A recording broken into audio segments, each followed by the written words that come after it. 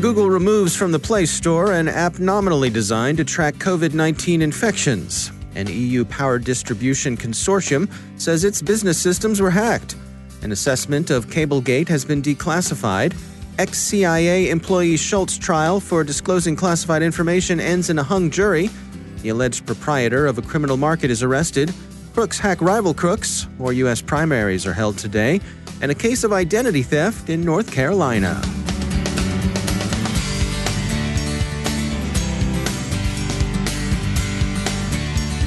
And now a word from our sponsor, Observit, a Proofpoint company. The greatest threat to businesses today isn't the outsider trying to get in. It's the people you trust, the ones who already have the keys, your employees, contractors, and privileged users. 60% of online attacks are carried out by insiders. To stop these insider threats, you need to see what users are doing before an incident occurs. Observit enables security teams to detect risky user activity, investigate incidents in minutes, and effectively respond. With Observit, you'll know the whole story. Get your free trial at observit.com/cyberwire. That's observit.com/cyberwire. And we thank Observit for sponsoring our show.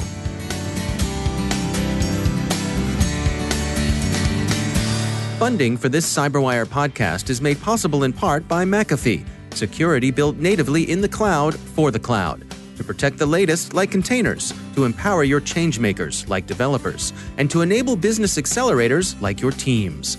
Cloud security that accelerates business. It's about time. Go to McAfee.com/time. From the CyberWire studios at Data Tribe, I'm Dave Bittner with your CyberWire summary for Tuesday, March 10th, 2020. Google has removed an app, AC-19, from the Play Store. Developed on behalf of the Iranian government and deployed in Tehran, AC-19 is described as an app that tracks COVID-19 coronavirus infections. 4 things made Google skittish about AC-19. First, it collects user geolocation data. Second, it was developed by Smart Land Strategy. Third, its description appeared to claim that it could test people for COVID-19, which, of course, it's impossible for a simple Android app to do.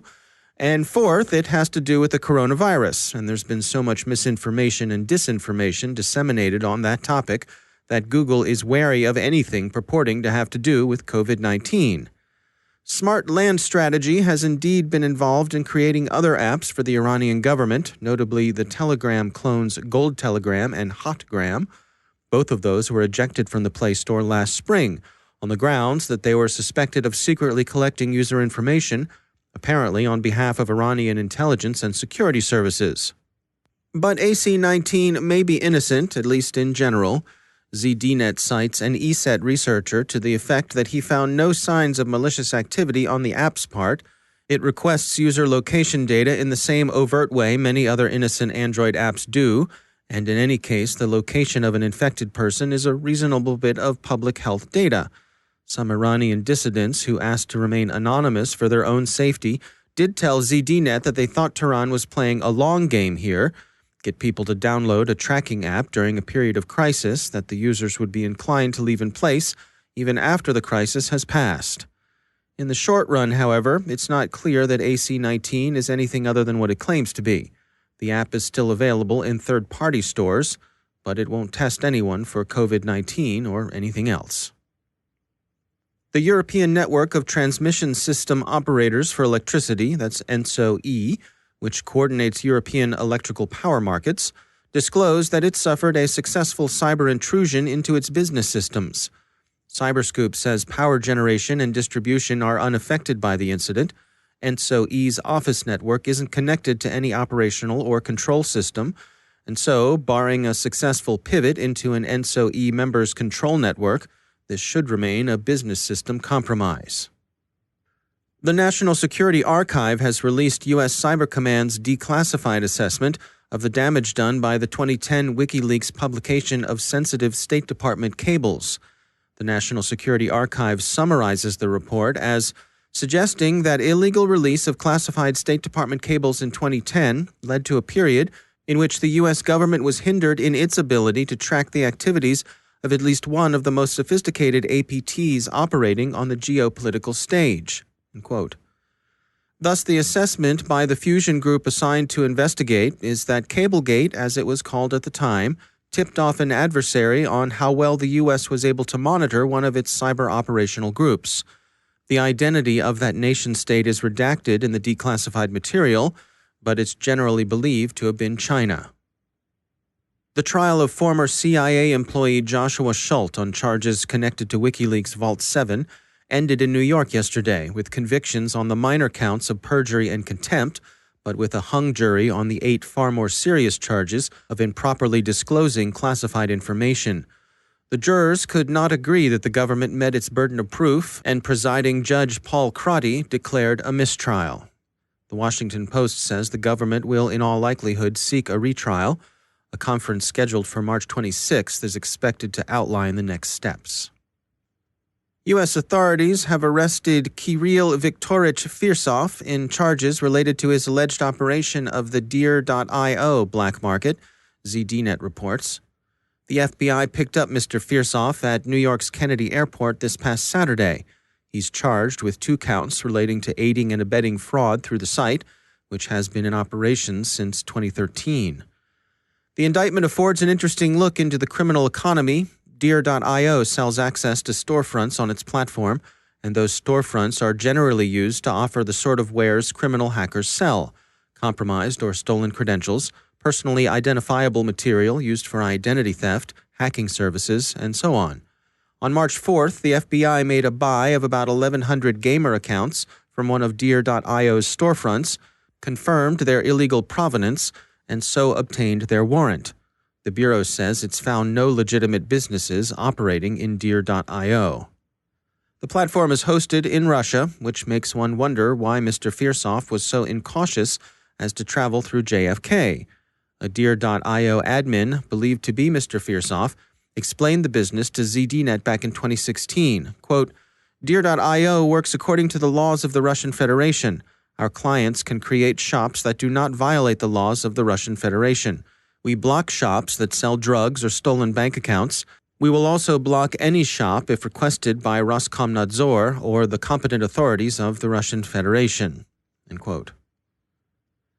Elsewhere in the underworld, cyber reason researchers have observed criminals hacking criminals, infecting rivals' hacking tools with NJ-RAT, leading many writing about the topic to return to the gods of the copybook headings and so remark that there's no honor among thieves. Threat intelligence firm Recorded Future recently published their list of top vulnerabilities they tracked in 2019. Kathleen Kuczma is a sales engineer at Recorded Future, and she joins us with their findings. This report was first created 5 years ago, so this is the 5th annual version of the annual Top Exploited Vulnerability Report. And it was first created because there is the gap between which vulnerabilities are listed as critical versus which ones are actually actively being exploited on the dark web and on underground forums. And based on Recorded Future's collection in those areas, Recorded Future thought that we can shed some light and help security practitioners know exactly which vulnerabilities they should patch based on weaponization. Well, take us through some of the key findings here. What were some of the insights that you were able to bring to the table? Some of the key findings of this year's report is that for the 3rd straight year, Microsoft was the technology most impacted by these vulnerabilities. So 8 of the top 10 exploited vulnerabilities were impacting Microsoft products, similar to 2018's report. And there are a few different reasons why Microsoft itself might be a bigger target. One of those is because of how prolific Microsoft products still are throughout a variety of enterprise and government employers, whether that's federal, state, or local governments. So Microsoft still continues to be a large target for these cyber criminals. Were there any particular surprises that came out of this year's version of the report? Anything that bubbled up that you didn't expect? One of the biggest surprises of this year's report compared to other years is that there was a large number of vulnerabilities that were repeated from the prior year.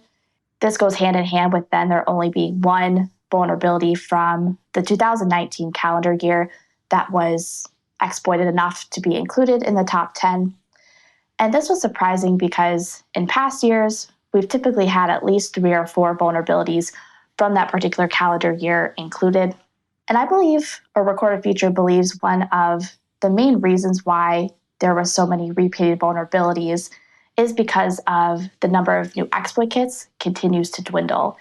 So because of the number of exploit kits continuing to decrease, there are less reasons to include new vulnerabilities in those exploit kits.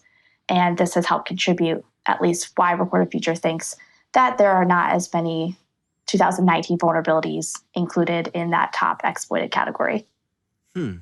What are your recommendations based on the information you gathered here? What are you suggesting people do to help protect themselves? One of the main things that people and companies can do to protect themselves from these vulnerabilities is to enable automated patching whenever possible. There are many researchers across Microsoft and Adobe as well who are working on what are those vulnerabilities that are new and helping them with the patching cycle. So enabling automated patching whenever possible. But then for those vulnerabilities that say can't be automatically patched, or there's a reason they can't be, maybe because of the technology itself that the automated patch would be impacting, that's when using threat intelligence to learn of these vulnerabilities that are left, which ones are the most weaponized. These are the ones that we should impact and are the ones that we should patch. That's where threat intelligence can come in and help prioritize those critical vulnerabilities that patching teams cannot keep up with. That's Kathleen Kuczma from Recorded Future. Another test of U.S. election security comes today as 5 states, Idaho, Michigan, Mississippi, Missouri, and Washington, hold primaries, and 1, North Dakota, holds a firehouse caucus. NBC has a summary as well as an explanation of what a firehouse caucus is. It's more like a primary than the sort of caucus recently held with dismal effect in Iowa. People go to a polling place like maybe the local firehouse to vote, but the voting is run by the political party and not by state and local election officials. Finally, to return to crime, a poor guy in North Carolina had his identity stolen by an unknown creep who used it to create a PayPal account and use it to subscribe to a database of leaked personal information, which the unknown creep then used to pretend to be country singer Kenny Chesney. The false Chesney then contacted various women in the hope of luring them into sending him, or perhaps her, racy photographs. What success the creep had is unclear from the Daily Beast's account, but the arbitrariness of the initial identity theft is unsettling. The victim was initially a person of interest to the FBI, which confiscated his devices for 2 weeks before returning them upon realizing that they had the wrong guy. The victim, an innocent math teacher, told the Beast that, quote, "It could have been anyone who got my information from an envelope or anybody who ever had my name and address," end quote. And that is just creepy.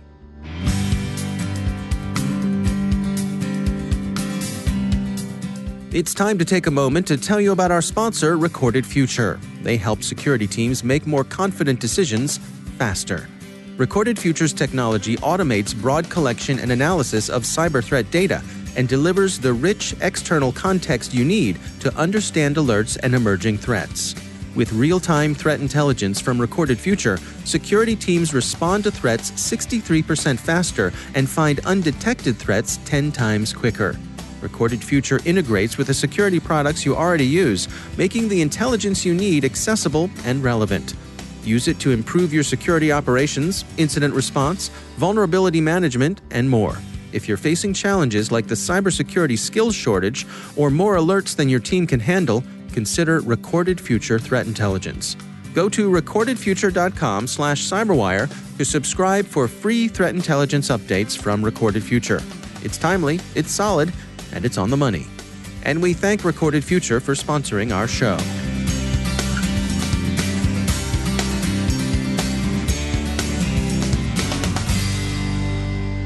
And joining me once again is Ben Yelin. He's from the University of Maryland Center for Health and Homeland Security, also my co-host on the Caveat podcast. Ben, great to have you back. Good to be back with you, Dave. We have been following with great interest the ongoing saga of ClearView AI, the company that scraped by many counts, billions of images from the web.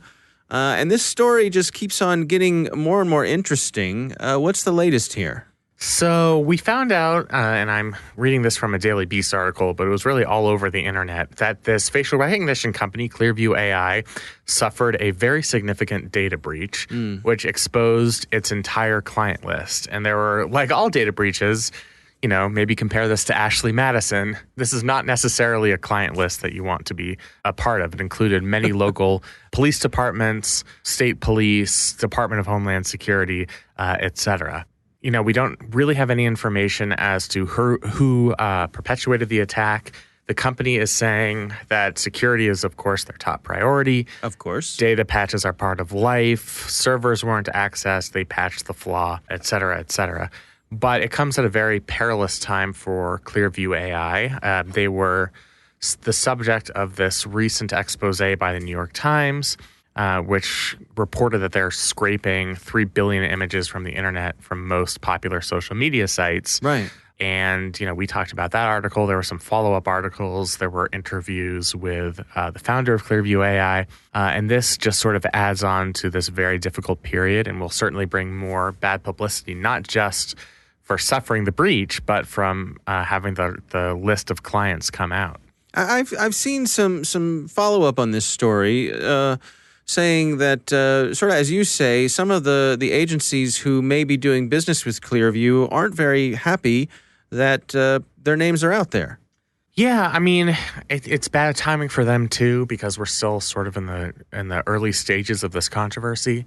I mean, most people didn't know that ClearView AI had existed. Even people who are up to date on these types of issues didn't know that this company had existed until a couple of months ago. And I think it's not only bad publicity. For the private companies that contract with them, it could be bad for the bottom line. Right. But for police departments that have wrought relationships with particular communities, it might be eye-opening to their constituents to see that they are contracting with a company that's been publicly revealed to be scraping images from the internet and using that technology to identify criminal suspects. So, from these organizations that have been breached, from their perspective, I can see why this is so frustrating that, they're going to have to, the same bad publicity that's coming the way of ClearView AI is going to come to them because they are one of the clients.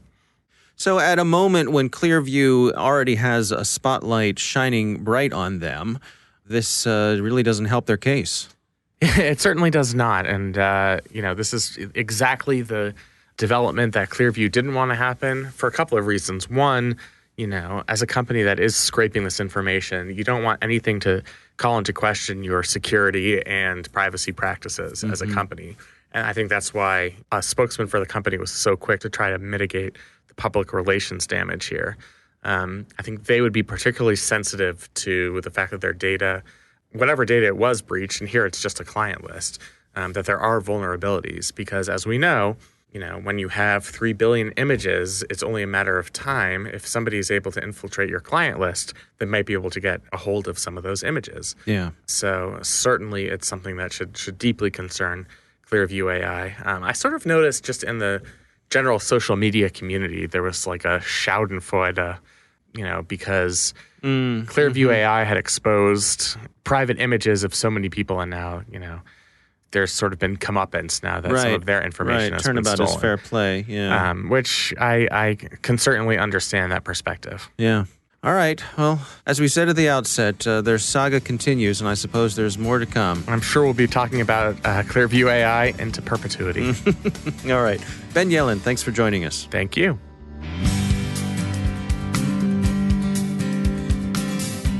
And that's the CyberWire. For links to all of today's stories, check out our daily briefing at thecyberwire.com. And don't forget you can get the daily briefing as an Alexa flash briefing, too. Thanks to all of our sponsors for making the CyberWire possible, especially our supporting sponsor, Observit, a Proofpoint company, and the leading insider threat management platform. Learn more at observit.com. The CyberWire podcast is proudly produced in Maryland out of the startup studios of Data Tribe, where they're co-building the next generation of cybersecurity teams and technologies. Our amazing CyberWire team is Elliot Peltzman, Peru Prakash, Stefan Vaziri, Kelsey Bond, Tim Nodar, Joe Kerrigan, Carol Terrio, Ben Yelin, Nick Valecki, Gina Johnson, Bennett Moe, Chris Russell, John Petrick, Jennifer Ivan, Rick Howard, Peter Kilpie, and I'm Dave Bittner. Thanks for listening. We'll see you back here tomorrow.